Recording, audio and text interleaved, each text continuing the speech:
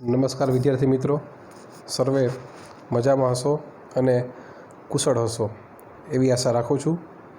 અને આજે આપણે આપણા જીવ વિજ્ઞાન એટલે કે બાયોલોજીમાં નવા ચેપ્ટર વિશેની ચર્ચાઓ કરવાની છે. અને એ નવું ચેપ્ટર છે એ ચેપ્ટર નંબર 13 તમે તમારી સ્ક્રીન પર જોઈ શકો છો. સજીવો અને વસ્તી એટલે કે ઓર્ગેનિઝમ્સ એન્ડ પોપ્યુલેશન્સ. તો તમે ખ્યાલ છે કે આજે ચેપ્ટર નંબર 13 છે સજીવો અને વસ્તી. It is a chapter of unit ecology. એટલે એ ઇકોલોજી એટલે કે પરિસ્થિતિ વિદ્યા, બરાબર છે, તેનો એક ચેપ્ટર છે. હવે આપણે આ ચેપ્ટર શરૂ કરતાં પહેલાં થોડી ઘણી પરિસ્થિતિ વિદ્યા વિશેનો જે પેરેગ્રાફ છે એના વિશેની માહિતી લઈ લઈએ.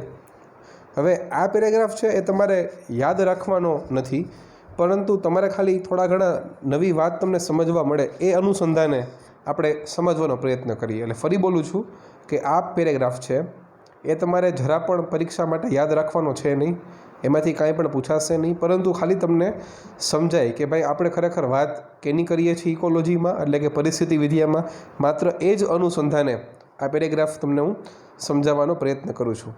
તો એકમ નંબર 10 લખ્યો છે, મતલબ કે 11 અને 12 બેને ભેગા મળીને વાત કરે છે. 5 એકમ 11 સાયન્સમાં છે અને 5 એકમ છે તે બીજા 12થમાં છે. એમાંથી છેલ્લો એકમ નંબર 10 પરિસ્થિતિ વિદ્યા એટલે ઇકોલોજી. હવે જુઓ, એમાં તમારા 12થના સિલેબસમાં આજે એકમ નંબર 10 છે તેમાં ટોટલ 4 ચેપ્ટર એટલે કે 4 પ્રકરણનો સમાવેશ થાય છે. એમાંથી પ્રકરણ નંબર 13 છે સજીવો અને વસ્તી, કે જે આપણે આજથી ભણવાનું સ્ટાર્ટ કરવાનું છે. પ્રકરણ નંબર 14 છે તમે જેને કહી શકો નિવસન તંત્ર, ઇકોસિસ્ટમ. પ્રકરણ નંબર 15 છે એ જૈવ વિવિધતા અને સંરક્ષણ, મતલબ કે બાયોડાયવર્સિટી એન્ડ ઇટ્સ કન્ઝર્વેશન. અને પ્રકરણ નંબર 16 છે એ પર્યાવરણીય સમસ્યાઓ, મતલબ કે environmentals problem as well as environmental issues.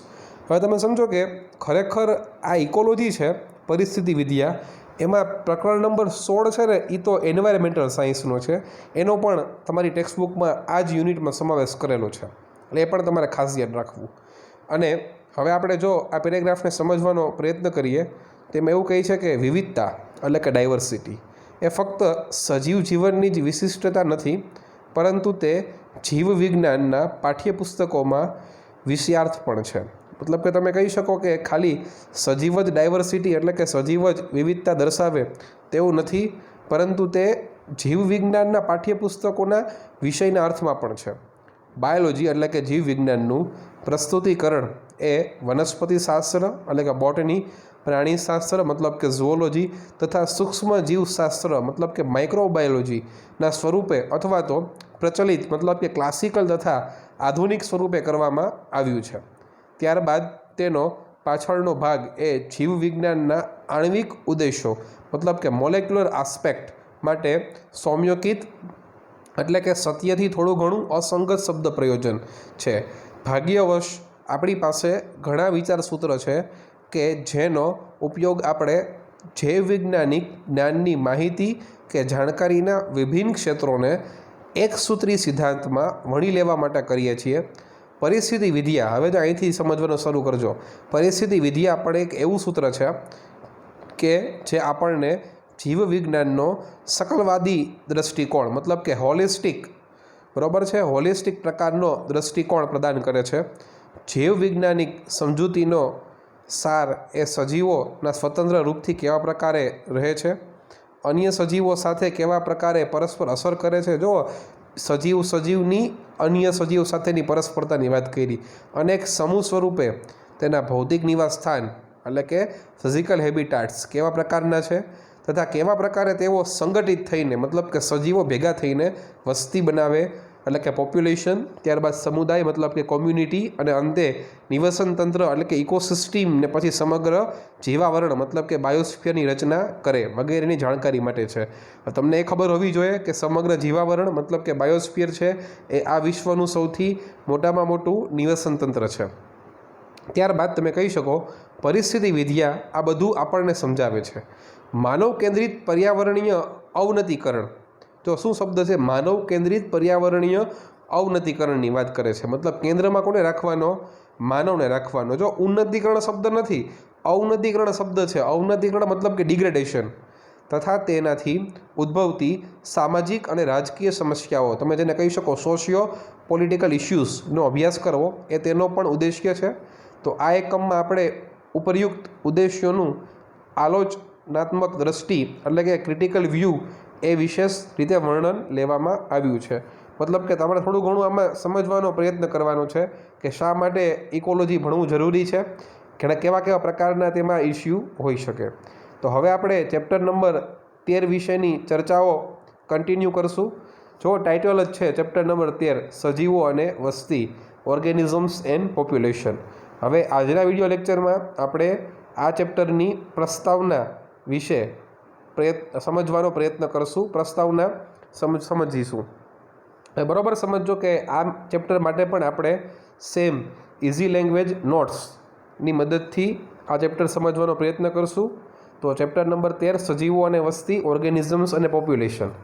હવે લેક્ચર સ્ટાર્ટ કરતાં પહેલાં એ તમને જણાવવાનું કે આ જે ચેપ્ટર છે, આ પ્રકરણ છે, તે ટોટલ 4 માર્કનું છે. એટલે કે ગુજરાત બોર્ડ, બરાબર છે, બોર્ડની પરીક્ષાઓમાં આ ચેપ્ટરને 4 માર્કનું વેઇટેજ આપવામાં આવેલું છે. યાદ રાખજો કે 4 માર્કમાંથી 2 માર્કનો એક પ્રશ્ન અને 2 MCQ 1 માર્કના એમ પૂછવામાં આવશે. ફરી બોલું છું, ટોટલ વેઇટેજ 4 માર્ક્સ એટલે કે 4 માર્ક, 2 માર્કનો એક પ્રશ્ન અને 1 માર્કવાળા એવા 2 MCQ આ ચેપ્ટરમાંથી પૂછવામાં આવશે. આ ઉપરાંત આ ચેપ્ટર એ એક પ્રકારનું થિયરી બેઝ ચેપ્ટર છે. તમને આ ચેપ્ટરમાં કોઈ કોન્સેપ્ટવાળી માહિતી જોવા નહીં મળે, માત્ર તમારે નવી નવી વાતો, નવી નવી ઇન્ફોર્મેશન જોવા મળશે. એટલે MCQમાં માર્ક ન કપાય તેનું આપણે ખાસું ધ્યાન રાખવું પડશે. એટલા માટે જ આ ચેપ્ટરની આપણે એક એક લાઇન ટુ લાઇન ગોખશું નહીં, પરંતુ લાઇન ટુ લાઇન સમજવાનો પ્રયત્ન કરીશું. અને એ દરેક પેરેગ્રાફ, દરેક ટોપિક, દરેક પોઈન્ટમાંથી કેવી રીતે અને કેવા પ્રકારે MCQ નીકળી શકે તેની પણ આપણે ચર્ચાઓ ભણતા કરશું. ચાલો, તો પ્રસ્તાવનામાં પોઈન્ટ નંબર 1 તમે કહી શકો કે આપણું વિશ્વ ખૂબ જ જટિલ છે, કોમ્પ્લેક્સ, તેમજ આકર્ષક તથા નવાઈ પમાડે તેવું છે. સમજો એ શું કહે છે કે આપણું વિશ્વ સાવ સરળ નથી, જટિલ છે. તમે વિચાર તો કરો કેટલા બધા દેશો, આ બધા દેશોમાં કેટલા બધા અલગ અલગ પ્રકારના મનુષ્યો, ખાલી મનુષ્ય જ નહીં, કેટલા બધા અલગ અલગ પ્રકારના પ્રાણીઓ, કેટલા બધા અલગ અલગ પ્રકારના સૂક્ષ્મજીવો, કેટલા અલગ અલગ પ્રકારના નિવાસસ્થાનો, કેટલી નદી, કેટલા તળાવ, કેટલા ઝરણા, કેટલા સરોવર, કેટલા વૃક્ષ, કેટલા પર્વતો. તેમજ આકર્ષક છે, મતલબ કે તમે જોઈ શકો કે દરિયા કિનારે થતો જે સૂર્યાસ્ત છે અથવા દરિયા કિનારો છે તે એક પ્રકારનું એટ્રેક્ટિવ છે. આ ઉપરાંત તમે કહી શકો કે કોઈ પણ ધોધ પડતો હોય તો એ પણ એક પ્રકારનું આકર્ષિત કેન્દ્ર છે. તેમજ નવાઈ પમાડે તેવું છે, મતલબ કે આપણે એક પ્રકારની જે સ્વાભાવિક વાત છે કે ભાઈ જે પણ કંઈ કુદરતી તમને દ્રશ્યો જોવો છો તે બધા કેવા છે, તો કે નવાઈ પમાડે છે. ટૂંકોને ટચ આપણું વિશ્વ ખૂબ જ જટિલ છે, તેમજ ઇટ ઇઝ વેરી એટ્રેક્ટિવ એટલે કે ખૂબ જ આકર્ષક છે અને આપણને નવાઈ પમાડે તેવું છે. ચાલો, મુદ્દો નંબર 2 છે ને એ ખૂબ જ મહત્ત્વનો. હવે સમજો એ શું કહે છે. મુદ્દા નંબર 2માં એમ કહે છે કે જૈવ વૈજ્ઞાનિક સંગઠનો, મતલબ કે તમે જેને ઓર્ગેનાઇઝેશન કહી શકો. આપણે ભણી ગયા છીએ લેવલ ઓફ ઓર્ગેનાઇઝેશન એટલે કે આયોજનના સ્તરો, બરાબર. તો આ શું કરે છે તો કે જૈવ વૈજ્ઞાનિક સંગઠનોની વાત કરે છે. જો એમાં તમારી પાસે અલગ અલગ 10 શબ્દ લખેલા છે, તો દરેક શબ્દ સમજતા જઈએ અને બોલતા જઈએ તો ખ્યાલ આવે કે શબ્દ નંબર 1 લખ્યું છે એમાં મહાઅણુઓ, તમે જેને કહી શકો છો મેક્રો મોલેક્યુલ્સ. હવે મહાઅણુઓમાં તમે પ્રોટીન છે, લિપિડ છે, DNA છે, RNA છે, તેનો તમે સમાવેશ કરી શકો. હવે મહાઅણુઓ એ એક પ્રકારનું સંગઠન થયું, એટલે એ એક સંગઠનની વાત કરે છે. ચાલો જો સંગઠન નંબર 2માં કોષોની વાત કરે છે, અલગ અલગ પ્રકારના કોષો. પણ તમારે એ પણ યાદ રાખવું પડશે કે મહાઅણુઓ છે એ કોષોની અંદર જ હોય, એટલે સંગઠન નંબર 1 છે ને એ સંગઠન નંબર 2 ધરાવે છે. એમ ક્રમશઃ તમે જેમ ઉપર તરફ જાઓ એમ એનો વિસ્તાર વધતો જાય. પછી કોષો પછી આવશે પેશીઓ, મતલબ કે ટિશ્યુ તમે જેને કહી શકો. ત્યારબાદ તમને ખબર છે કે પેશીઓ પછી અંગો આવશે, ઓર્ગન્સ, પછી અંગતંત્ર, અને અંગતંત્ર ભેગા મળીને સ્વતંત્ર સજીવ. એટલે જો નંબર 6માં લખ્યું છે સ્વતંત્ર સજીવ એટલે કે ઇન્ડિપેન્ડન્ટ ઓર્ગેનિઝમ. અને પછી નંબર 7માં લખ્યું છે કે સજીવો ભેગા મળીને શું બનાવે, તો કે સજીવો ભેગા મળીને વિશિષ્ટ પ્રકારની વસ્તી બનાવે. હવે આપણા ચેપ્ટર નંબર 13નું ટાઇટલ જ શું છે તો કે સજીવો અને વસ્તી, બરાબર. ત્યારબાદ વસ્તીમાંથી આવશે સમુદાયો મતલબ કે કોમ્યુનિટીઝ, પછી આવશે નિવસન તંત્રો, તમે જેને ઇકોસિસ્ટમ કહી શકો, અને પછી બાયોમ્સ એટલે કે અલગ અલગ પ્રકારના જૈવ વિસ્તારો. બરાબર, જૈવ વિસ્તારોને તમે બાયોમ્સ કહી શકો. એટલે બાયોમ્સ એટલે કે ખૂબ જ એવું વિશાળ ક્ષેત્ર કે જ્યાં અલગ અલગ પ્રકારના પ્રાણીઓ તેમજ વનસ્પતિઓની જાતિઓ રહેતી હોય, તમે તેને બાયોમ્સ એટલે કે જૈવ વિસ્તારો કહી શકો. ટૂંકમાં જૈવ વિસ્તાર એક પ્રકારનું નિવાસ સ્થાન છે, પ્લેસ છે, હેબિટાટ છે. હવે જો લખ્યું છે સાઈડમાં જમણી તરફ, જૈવ વૈજ્ઞાનિક સંગઠનના અલગ અલગ સ્તરો છે. તમામ સ્તરોએ શોધખોળ પ્રક્રિયાઓ મતલબ કે ઇન્વેસ્ટિંગ પ્રોસેસ દ્વારા તેની જટિલતાને સમજવાનો આપણે પ્રયત્ન કરી શકીએ. મતલબ કે ફોર એક્ઝામ્પલ કે તમે જો માઇક્રો લેવલે જાઓ તો તમે અલગ અલગ પ્રકારના macro molecules as well as micro મોલેક્યુલ્સને તમે સમજવાનો પ્રયત્ન કરો, તમે કંઈક એમાં રિસર્ચ કરી શકો. પછી કોષીય સ્તરે જાઓ તો તમે કોષો ઉપર રિસર્ચ કરી શકો. પછી તમે પોપ્યુલેશન લેવલે જાઓ તો તમે અલગ અલગ પ્રકારની વસ્તીની વૃદ્ધિ, વસ્તીમાં થતો ઘટાડો, એના પાસાઓનો અભ્યાસ કરી શકો. મતલબ કે જેટલા પણ સંગઠનના સ્તરો છે એ બધા સ્તરે તમે શું કરી શકો, તમે શોધખોળ પ્રક્રિયાઓ એટલે કે રિસર્ચ કરી શકો. રિસર્ચ કરીને તેને તમે સમજવાનો પ્રયત્ન કરી શકો. પણ તમારે યાદ રાખવું કે આ ચેપ્ટરનું ટાઇટલ શું છે? ચેપ્ટર નંબર 13નું ટાઇટલ છે સજીવો અને વસ્તી. મતલબ આપણે આમાંથી ખાલી કોનો લેવા દેવા, તો કે પોઈન્ટ નંબર 6 સજીવ ને પોઈન્ટ નંબર 7 વસ્તી, એની જ લેવા દેવા છે. ચાલો, પોઈન્ટ નંબર 3 શું કહે છે કે સંગઠન અથવા તો આયોજન અથવા તો ઓર્ગેનાઇઝેશનના કોઈ પણ સ્તરે આપણે 2 પ્રકારના પ્રશ્ન પૂછી શકીએ. મતલબ કે આ જે પણ 10 સ્તર છે, બરાબર, સંગઠન અથવા તો આયોજન અથવા તો ઓર્ગેનાઇઝેશનના કોઈ પણ સ્તરે આપણે કેટલા પ્રકારના પ્રશ્ન પૂછી શકીએ? આન્સરમાં શું આવશે? આન્સરમાં આવશે 2 પ્રકારના. તો 2 પ્રકારના છે ને એ બની ગયું આપણા માટે MCQ. ચાલો ટીક કરો, તમે સંગઠનના કોઈ પણ સ્તરે કેટલા પ્રકારના પ્રશ્ન પૂછી શકો? આન્સરમાં આવશે 2 પ્રકારના પ્રશ્ન પૂછી શકાય, એટલે 2 પ્રકારના MCQ બને. ચાલો, આપણી પાસે એક એક્ઝામ્પલ છે, ઘટના છે. ઘટના એવી બને છે કે પક્ષી કે નામ છે તેનું બુલબુલ. તો બુલબુલ નામનું પક્ષી એટલે કે બુલબુલ એ બગીચામાં વહેલી સવારે ગીત ગાય છે. બરાબર, તો એક પ્રોસેસ તમને આપી છે, એક પ્રક્રિયા આપી છે. પ્રક્રિયા શું છે? તો કે પ્રક્રિયા એવી છે કે બુલબુલ બગીચામાં વહેલી સવારે ગીત ગાય છે. તો હવે આ ઘટના ઉપરથી તમને કેટલા પ્રશ્નો ઉદ્ભવે? તો કે 2 પ્રકારના. યાદ કરો, આપણે લખી નાખ્યું છે આગળ મુદ્દા નંબર 3માં કે કોઈ પણ સ્તરે તમને કેટલા, તો કે તમને 2 પ્રકારના પ્રશ્નો ઉત્પન્ન થવા જોઈએ. તો પ્રશ્ન નંબર 1, પક્ષી એટલે કે બુલબુલ કેવી રીતે ગાય છે? હવે કેવી રીતે શબ્દ નીચે કરો અંડરલાઈન, કેવી રીતે ગાય છે. શબ્દ નંબર 2, બુલબુલ એટલે કે પક્ષી શા માટે ગાય છે? એટલે શા માટે નીચે કરો અંડરલાઈન. જો પ્રશ્ન નંબર 1માં શું કીધું? કેવી રીતે એટલે કે વાય, અને વાય નહીં, સોરી, હાવ. અને શબ્દ નંબર 2માં શું કીધું? ક્વેશ્ચન નંબર 2માં શા માટે, શા માટે મતલબ કે વાય. બરાબર, એટલે આ રીતે આ પેજ નંબર 1 છે ને એ અહીંયા પૂરું થાય છે. ફરીથી આ પેજને રિપીટ કરી નાખીએ તો મુદ્દા નંબર 1 એવું કીધું કે આપણું વિશ્વ ખૂબ જ જટિલ છે, આકર્ષક છે, નવાઈ પમાડે તેવું છે. પછી અલગ અલગ સંગઠનોની વાત કરી, આ તમારે સિક્વન્સમાં નામ યાદ રાખવા જરૂરી છે. મહાઅણુઓ, કોષો, પેશીઓ, અંગો, અંગતંત્ર, સ્વતંત્ર સજીવ, વસ્તી, સમુદાય, નિવસન તંત્ર અને જૈવ વિસ્તાર. તમને એવું પણ MCQમાં પૂછી શકે કે તમે ચડતા ક્રમમાં અથવા તો ઉતરતા ક્રમમાં ગોઠવો. તમારે કોઈ પણ સ્તરે એના વિશે સમજવું હોય તો તમારે દરેક સ્તરે શોધખોળની પ્રક્રિયાઓ દ્વારા તમે તેને સમજી શકો. ત્યારબાદ પોઈન્ટ નંબર 3માં એવું કીધું કે તમે કોઈ પણ સ્તરે કેટલા પ્રકારના, તો કે 2 પ્રકારના પ્રશ્ન પૂછી શકો. એમાંથી જો એક પ્રોસેસ તમને સમજાવી વિથ એક્ઝામ્પલ કે બુલબુલ પ્રકારનું પક્ષી જ્યારે બગીચામાં વહેલી સવારે ગીત ગાતું હોય તો તમને સવાલ નંબર 1 થાય કે પક્ષી કેવી રીતે ગાય છે, અને બીજો સવાલ કે પક્ષી શા માટે ગાય છે. તો it is first page. Now if V talk about the second page. હવે આપણે જો બીજા પેજની વાત કરીએ તો જો લખ્યું છે એમાં કેવી રીતે અને શા માટે. પ્રશ્ન હતો કેવી રીતે ગાય છે અને શા માટે ગાય છે. કેવી રીતે, આ પ્રકારના પ્રશ્નોમાં પ્રક્રિયાની પાછળ તેની ક્રિયાવિધિ એટલે કે મિકેનિઝમ જાણવાની કુતૂહલતા હોય છે. એટલે ટીક કરો કે કેવી રીતે પ્રકારના પ્રશ્નોમાં ક્રિયાવિધિ કનેક્શન છે એનું, એટલે કે મિકેનિઝમ સાથે કનેક્ટેડ છે. જ્યારે શા માટે પ્રકારના પ્રશ્નોમાં પ્રક્રિયાની મહત્વતા એટલે કે સિગ્નિફિકન્સ, તમે તેને ઇમ્પોર્ટન્સ કહી શકો, જાણવાની જિજ્ઞાસા હોય છે. ટૂંકમાં કેવી રીતે પ્રકારના પ્રશ્નો એ ક્રિયાવિધિ સાથે કનેક્ટેડ અને શા માટે પ્રકારના પ્રશ્નો તે મહત્વતા એટલે કે સિગ્નિફિકન્સ એટલે કે ઇમ્પોર્ટન્સ સાથે કનેક્ટેડ. બરાબર છે. એટલે આ જો મુદ્દા નંબર 5માં બહુ મહત્વનો MCQ આવી ગયા 2. ચાલો હવે મુદ્દા નંબર 6માં જોવા જઈએ. એ જે 2 પ્રશ્નો હતા કે શા માટે અને કેવી રીતે, એ બેના જવાબ દઈએ. તો પહેલો પ્રશ્નનો જવાબ આ રીતે હોય કે પક્ષી છે. પ્રશ્ન શું હતો પહેલો પ્રશ્ન? કે પક્ષી કેવી રીતે ગાઈ શકે? તો કે પક્ષીમાં સ્વર પેટી એટલે કે સાઉન્ડ બોક્સ અથવા તો વોઇસ બોક્સની હાજરી તેમજ કંપન અસ્થિ એટલે કે વાઇબ્રેટિંગ બોન્ડની પણ હાજરી હોય છે. તો આવી વિશિષ્ટ પ્રકારની રચનાઓની હાજરીના કારણે પક્ષીઓ આરામથી ગાઈ શકે છે. એટલે તમારે આન્સરમાં લખવું પડશે કે પક્ષી ગાઈ શું કામ શકે?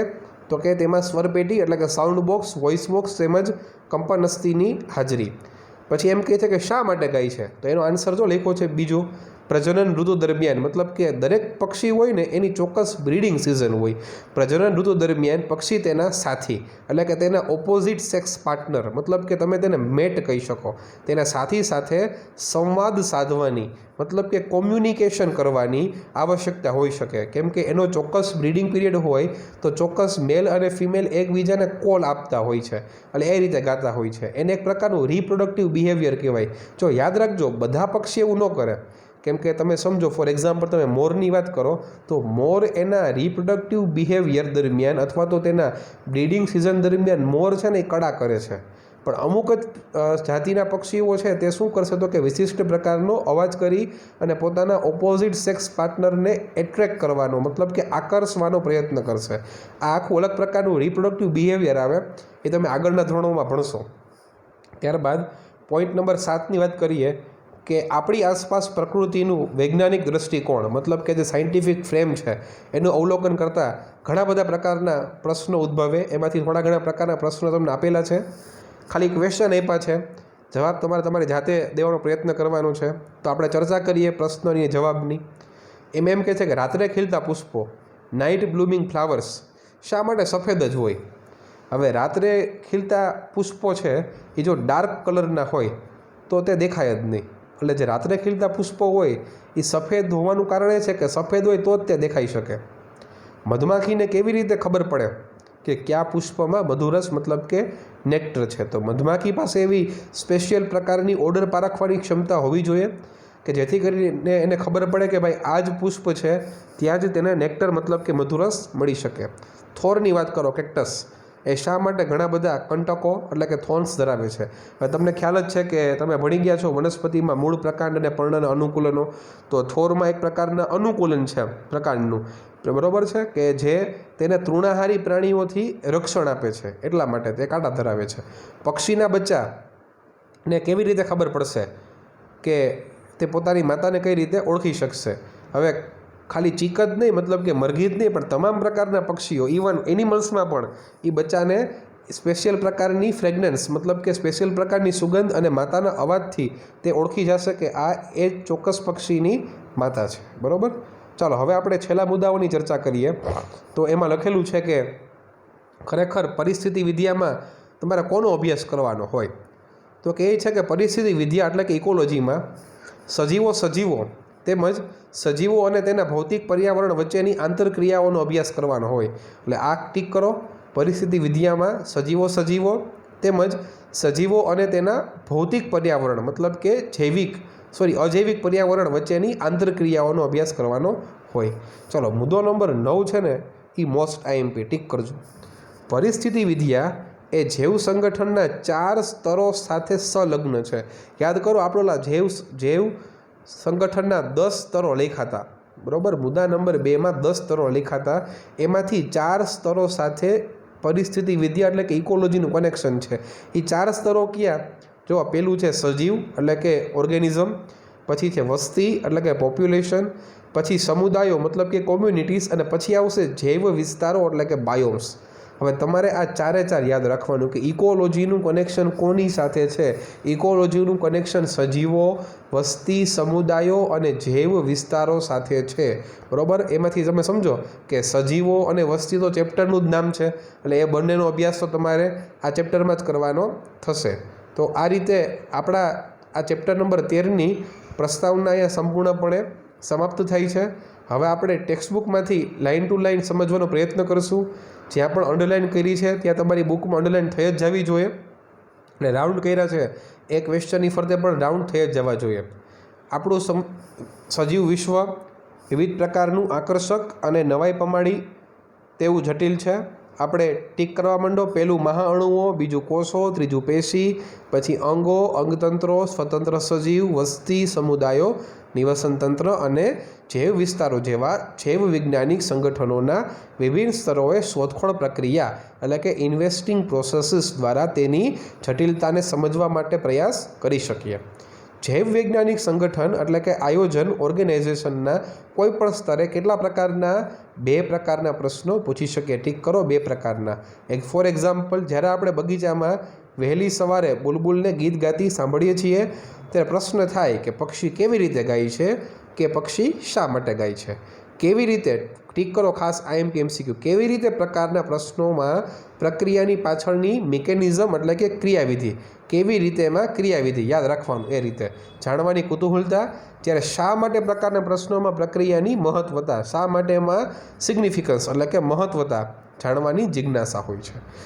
આપણા ઉદાહરણમાં પહેલા પ્રશ્ન માટેનો જવાબ એ છે કે પક્ષીમાં સ્વરપેટી, you know that sound box which is known as voice બોક્સની હાજરી અને કંપન અસ્થિ એટલે કે વાઇબ્રેટિંગ બોનની સંચાલન વ્યવસ્થા હોઈ શકે છે.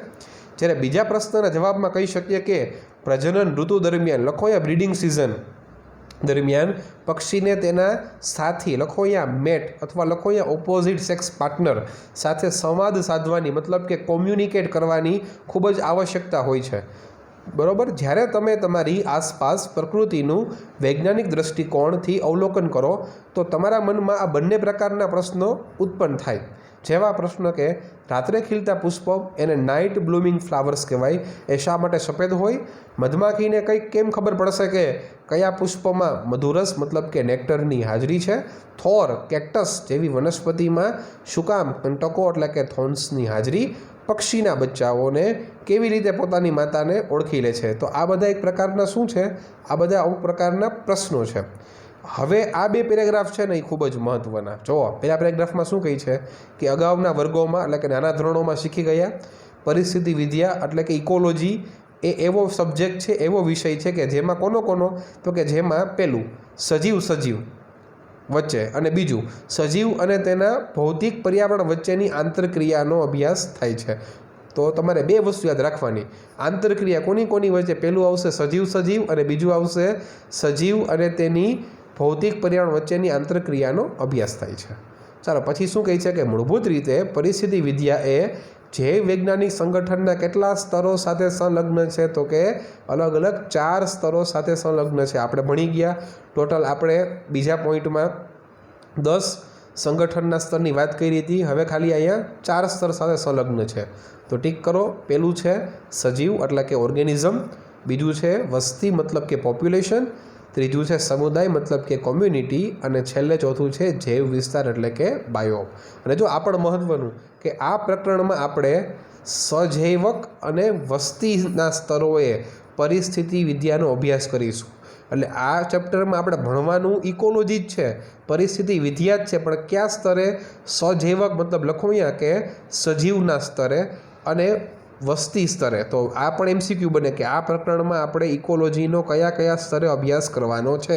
આ પ્રકરણમાં આપણે ઇકોલોજીમાં પહેલું સજીવના સ્તરે અને બીજું વસ્તીના સ્તરે પરિસ્થિતિ વિદ્યાનો અભ્યાસ કરવાનો છે. તો આ રીતે આ ચેપ્ટરની પ્રસ્તાવના અહીંયા સંપૂર્ણપણે સમાપ્ત થઈ છે. ફરીથી કહી દઉં કે પ્રસ્તાવનામાં ઘણા બધા MCQ આવી ગયા, બરાબર. એ પણ તમારે ખાસ યાદ રાખી લેવા, અને સાવ સિમ્પલ MCQs છે, એટલે જેથી કરીને તમારો એક પણ માર્ક MCQ પાછળ ન કપાય. તો આજનો લેક્ચરનો કાર્યક્રમ અહીંયા સંપૂર્ણપણે સમાપ્ત થાય છે. Thank you very much.